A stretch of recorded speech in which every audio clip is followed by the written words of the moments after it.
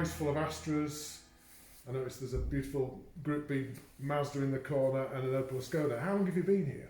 Well, I've been here since 1990, which we were looking to set a rally school up, and I'd always had aspirations to do that, and consequently we'd looked at venues throughout the country, trying to find somewhere, and ironically we found this place, and it was only 2.5 miles away from where I actually lived. We've got sort of a perfect, what used to be sort of a disused sort of quarry sort of area, and that's when we looked around it, it was just absolutely perfect for setting the rally school up. So that was the main criteria, and then there was all the original sort of farm buildings, the original farmhouse, and these were original farm buildings where we could set up workshop. And consequently, as time went on, we then sort of moved on, with a bed and breakfast, which turned into a hotel, which then turned into a wedding business, which sort of snowballed. But so yeah, we've been here quite a long time. And I was looking through your rally career and some of the online stuff. I think in 1983, out in the TR7, your first event, 22nd overall. Yes. And that was actually with road penalties as well. Wow. We checked in early with through being pretty inexperienced, but yeah, that was my first ever rally, the Sherwood's Christmas Stages, with the TR7 V8, which was an ex-works car, which there is quite a little bit of a story to that. I was always my dad used to compete in rallycross, and I think in the old days, I think your parents, they were either like sort of Ford men or Austin men or whatever else, and my dad was always pretty much ranked down the Leyland side of things, and consequently we used to go, so I was always dragged around to various rallycross circuits throughout the country, and and I just more or less willed my life away to be 17 that I could actually start driving and hopefully start competing. And I initially we bought the TR7 with the intention of going into rallycross. There was a guy called Keith Ripp at the time, using a car and being pretty successful with it, and so that's why we bought this X-Works TR with the intention of stripping it out and lightweighting it, for rallycross. But I had no previous experience, so consequently it seemed like a good idea that I'd do a couple of rallies, get a bit of experience first of all, and then start rallycrossing. But we did quite well on our first event, and it just sort of went onwards and kept getting better. The results got better, and I never ever sort of looked back and just continued in rallying from that moment on. But that X-Works TR7, that was absolutely, Tony Pond was always my sort of absolute sort of favourite driver. And, so consequently used to go out and spectate on the Lombard RAC rally and, sort of all the, like the Mintex when it came sort of locally and those type events. And of course, Tony Pond was driving a TR7, and I had a big picture up on my bedroom wall as a youngster with an X-Works TR7, Works TR7 with Tony Pond driving, and the registration was SJW 533S. And when we went to buy this car, we went up to just south of Glasgow to buy it. And as we walked in the actual workshop that it was in, there was SJW 533S. So you lay in bed as a kid and dream about posters that you have on your wall. I did actually end up with my dream car, to start rallying. I've got to say, it was very X-Works when I bought it. It was quite an old heap, but we slowly sort of got the car sort of working better. But it was a lot cheaper option than buying an Escort at the time. Escorts were, quadruple the money. Yeah. And, it was cheap power, was my sort of theory at the time. And I'll always love the V8 engine anyway, it's a beautiful sound, and even better when it's got 4 side draft Webers on it as well. But so that was when I started.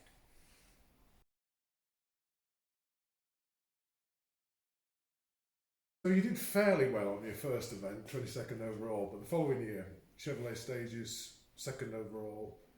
That's a hell of a jump from somebody not competing to, within a year finishing 2nd overall in a big car like the TR. Yeah, and it was also a motoring use stage championship round as well, so it was a big event for us, and we almost won it. And I was really going for it on the very last stage, and ended up sort of spinning. Very lucky not to sort of bin it all together, but we didn't just sort of half spin. We ended up sort of spun through a ditch and then ended up sort of popping it back onto its wheels, and and we settled for second from that moment on the for the rest of the for the finish of the event. But yeah, and sort of just after that, basically, I was hoping to do the national championship because we'd done the Manx National in the TR, and from being seeded at I think 118 or something like that, we were fifth fastest on the first stage, which the Manx National was a sort of a big event towards sort of local country bumpkins, if you like, at that time, and so I was desperate to sort of try and move on and get on to the national championship, and wasn't sure that the TR was the right car, so consequently we were building a Rover, and we were going to use the engine and gearbox out of the Rover. We were sort of desperately looking to save a lot of weight on it, and we went sort of full independent on the back of it as well, which was hopefully going to sort of improve it. And we virtually got the body shell done and the suspension sort of set into it, and I was through at a good friend of mine, a guy called Dave Owen from Motorscope, and I was chatting with him, and he'd been quite a good guide to me, throughout my early career. And he said, "Chris, you want to be looking at this Nova Challenge? He said it's a one-make championship, all for drivers under 25. You want to be looking at that?" He says, "And if you win, you get like a works drive." And I was like, "Whoa, really? That sounds fantastic." A young, gullible sort of lad, and we sort of looked into that, and we decided from that moment that literally at the end of the year, that's what we were going to do. So we sold the TR, and literally then sort of moved on board to standard Nova. They were very basic tune. They were just all your safety equipment, roll cage and whatever else, and seats and belts, and slightly uprated suspension. And but they were based on 1200 standard Novas, So, and it was very successful for Vauxhall, the championship, and we ended up sort of winning that in the first year, which was just fantastic. And from there, they sort of gave me a works car for the Lombard RAC rally, which was just, in them days, it was 650 stage miles, 2,000 roll miles. The event was epic, if you know what I mean. Such a big, so basically from starting up, on the Christmas stages in my TR, like sort of the following November, 2 years, nearly not quite 2 years later, I was in a works car on the RAC rally, which we ended up finishing second in class to the works Skoda. It was quite a big battle. It was heavily contested, the class, throughout the event. But we ended up sort of second to the Skoda, which I was chuffed about, and about 28th overall, which was a good result. And I was going to ask you how you make that transition from 250 brake horsepower, 300 brake horsepower TR7 to a front wheel drive 1.2 Nova. It's got to be a different skill and a different type of rally. Totally. The TR obviously, I think the spec of my car back in them days was probably about 280 horsepower or something like that, but then stepping into something that had 54 horsepower front wheel drive, it was all about sort of, I want to say bravery, but I would say momentum, carrying speed, because obviously if you let the car drop down to a lower speed, it took so long to get back there. So it was just about sort of carrying speed, basically. And, the Vauxhall Championship itself was really good because there was training days. We went for a day with Harry Hockley sat in with us, and Andrew Wood down in Wales and stuff like that. So it gave you sort of, it was great to sit in with somebody with that level of experience at that time. And and that moved us on sort of pretty quickly within the championship. You talked about Tony Pond being one of your heroes. What were the personalities like in those days? And it's a different sport then to what it is today. I think it was a very different sport. Just based on what I was just saying about the like the Lombard RSC rally, the length of those international rallies. It wasn't just all about, yes, of course you had to be very fast, and all those front drive, famous drivers were, but there was a level of endurance in there as well. Whereas today's modern WRC, is a lot more sort of sprint orientated, as are our normal even national championship type rallies. Like the national championship back in them days was, you're doing 80-85 stage miles on a gravel event, whereas now you're lucky to get 35 on most sort of normal one-day type nationals. But those rallies were sort of very, very long, and but I think some of the characters that were involved, at that time as well, were, your Tony Ponds and those type guys. I think they all really were, absolute. I will always hold them in such high regard. Such superstars, if you know what I mean. Yeah, absolutely. The endurance of it all, that's the thing, isn't Yes. it? And the fitness of it. You know, I did the Roger Albert a few years ago, and I was knackered. I mean, every day we were exhausted, you know. So. Yeah. So you can imagine that that 650, you know, that in stage miles. I mean, that was. I mean, there was, you know, we did a second full night, you know, right the way through, sort of Kielder. You know, I mean, you'd already done it for a day and a night, and then it was another. You know, it was just so. It was torturous. You know what I mean? I mean, obviously, health and safety wise now. I mean, you know, it just could never be allowed. I think we went through that whole event because we did quite well on the event. You know, so we were reseeded all the time. You know, so. We were getting reseeded, big numbers, you know, from where we came into service and stuff. You know, so consequently, I think we got 8 hours sleep in the actual, you know, 5 days of the event, you know, which was, you know, that was sort of totting it up, only sort of one overnight, really, which wasn't a full overnight. Obviously, you were up, you know, I think the rally restarted at 6 in the morning, you'd only sort of, you know, got in there at about, you know, sort of 12 at night or something like that, but it was an absolutely grueler, really was.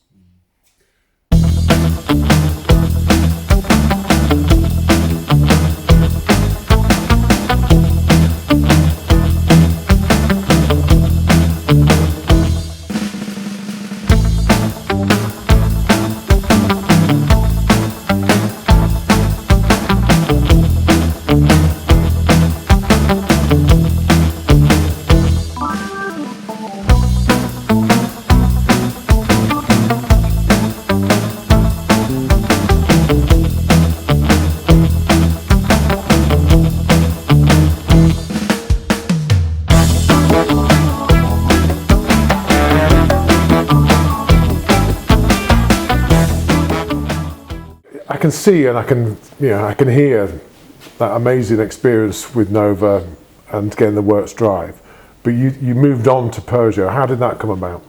Well, there was a couple of years first, you know, so we went from Nova, and then I was asked if I wanted to move up to 2 litre 8 valve Astra, much the same as this old girl behind me. This was Penty Rickla's car, but I drove the sister car to this alongside sort of Penty, which was great crack.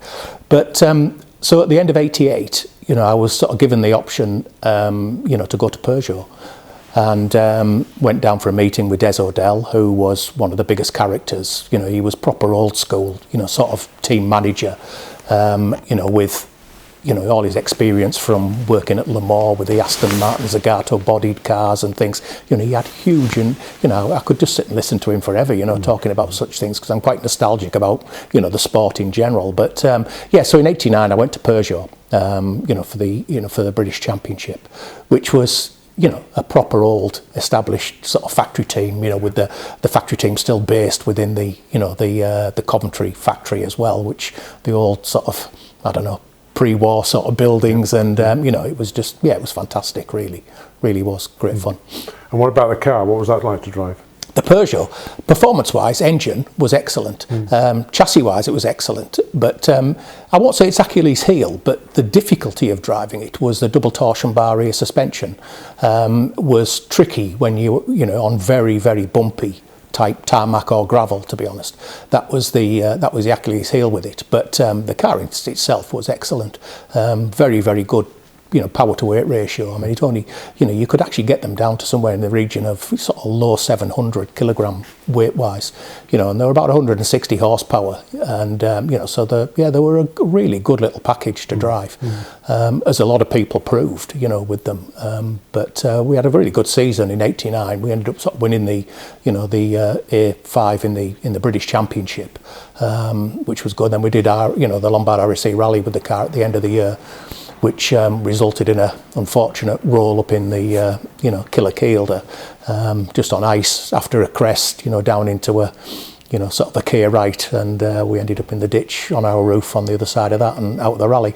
But yeah, so we didn't finish the year off as well as what we'd started, but it was a great experience working with Peugeot, and some great characters within the team, and, you know, sort of mainly like Philip Dunabin, a guy who was, you know, the team engineer, who then moved on to Ford, who I then sort of actually worked with in sort of later stages of my career as well. You know, so it was, yeah, it was very good. Yeah. I think it's sort of friendships that you build, you know, they are sort of lifelong friendships, aren't they, in that kind of situation? Yeah, well, I think the sport is very much like that. You know, I think it's a closer knit community than maybe what the, you know, the race circuit, race competitors and engineers and whatever else. I've always found rallying right from grassroots level, always, I've made friends, throughout, from 1983 onwards, who were still, sort of such good friends now, yes, the majority of my, sort of phone book is rally people, that I've sort of known throughout the years. And, so, Chris, you've talked a lot about the RAC and 65 stages, sometimes more, lots of road mileage. But what's your favourite stage? Well, my favourite stage, I've got to probably say, both one for gravel and one for tarmac. For tarmac, I would say Brandywell on the Isle of Man. Yeah. I was always a big lover of the Manx International Rally, and we had some great results there over the years. So I would say that's probably, my favourite stage. And then, on gravel, I would have probably said Grisdale, particularly in the old days, when they used to link both North and South Grisdale up together. And, so they actually, I can't remember the mileage, but I'm sure they used to get over 20 miles out of it back in the day. Yeah. And, that was such a classic stage, particularly when you're only doing it, on the maps as well, with your co-driver actually reading as much detail as what he could off an ordnance survey map.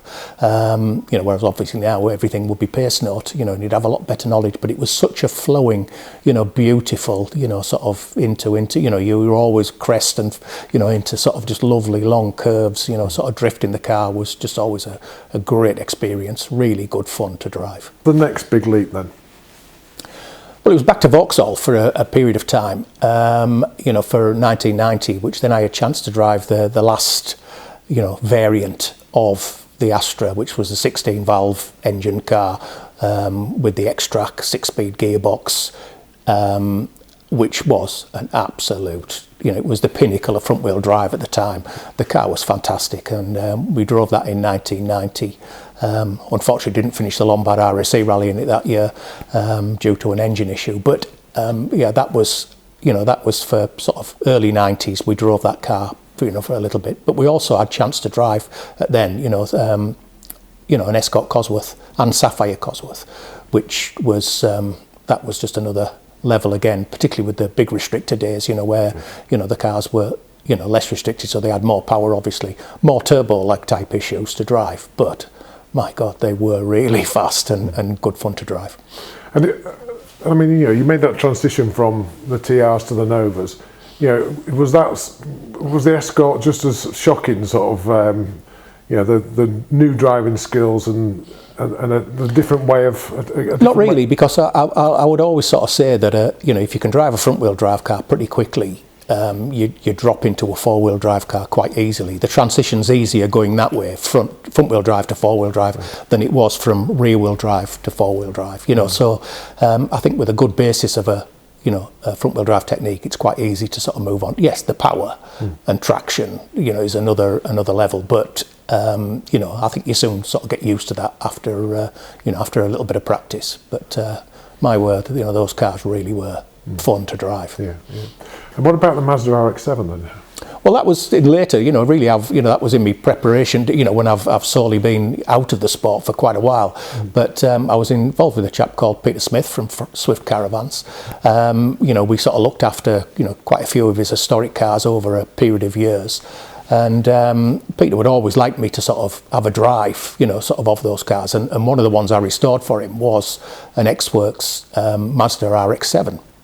One of the original Group B cars, and that was the big fins and the big wheel arches, all composite, 300 horsepower rear-wheel drive. But the weight distribution split on the car was because it's such a small engine, the rotary, and it's set so far back in the chassis. It was actually like a 58% sort of weight distribution. For a rear-wheel drive car, that's quite sort of unheard of. So it was absolutely sort of lovely to drive. I mean, it was like a drift car you could go rallying in, literally. It was so easy to control, so that was a great experience. And I did the Malton rally in it, I believe, which it was the first time out for the car after its restoration. And what you've got to bear in mind with the Mazda is that rotary, you have no engine braking. So that takes a little bit of sort of getting used to as well. And so the brakes are very critical, and we had a couple of brake issues in the afternoon, just with some like long pedal and having to pump the pedal up. So I lost a bit of confidence in the afternoon with it, but we ended up sort of finishing, I think 10th overall and second in the historics. So I was like chuffed to death with that, having not been out for, quite a number of years prior to that. But it was great fun. Behind you, Chris, is Pentti Avicola's, famous telecom Astra. Tell me about how do you get hold of it and what have you done to it? Well, it came, very luckily. I had a chance to sort of buy the car. It was a chap who'd sort of come up to sort of see me at the rally school, and he mentioned he had the car, showed me some pictures, and but he was wanting a bit much money for it. I won't say, I don't know whether fortunately or unfortunately, he wrote the car off not long after that, and I had a chance to sort of buy the salvage. The car was really seriously damaged, and so we sort of picked it up in T-chests and the the badly damaged body shell. Over a period of time, sort of literally restored it back to what you can see behind us. I mean, it took us quite a few years, in all honesty, quite a bit during the lockdowns. Sort of got quite a lot of work done then, and then I've slowly sort of built it back up now. It's got its original Swindon engine. It runs about 185, 190 horsepower, 2-litre 8-valve. 5-speed dog box, so it is absolutely to the original spec of what the original car was sort of built, and there's so much original detail sort of in the car. It's lovely. I mean, there's not the original seats and belts, but other than that, it has a lot of its original equipment in it. Brakes wise, everything, like all the suspension setup, so yeah, it is very original. And are you going to go out in it? Yeah, definitely. I mean, I won't compete in it, but I'll definitely, hopefully we'll sort of take, for the first time, we'll take the car out to race retro early part of next year, and then who knows what I'll do from there. Maybe Goodwood, possibly, if the car gets an invite, which I think it should generate quite a bit of interest. And also, we've been in touch with, Pentti's niece, who's circuit racing, right, and his son.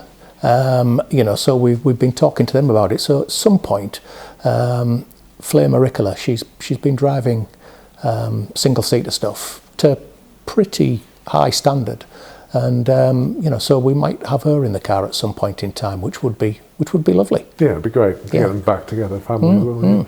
And your other car that you're famous for is the Ascona. So tell me about that. Well, the Ascona 400, yeah, great car. As much fun as you can have with trousers on, to be honest. It was a car that I bought from the Opel importer in Greece, and the car came to quite complete, but it was it's basically a car that was put together quite a lot of years ago with a lot of, because the guy was the Opel importer.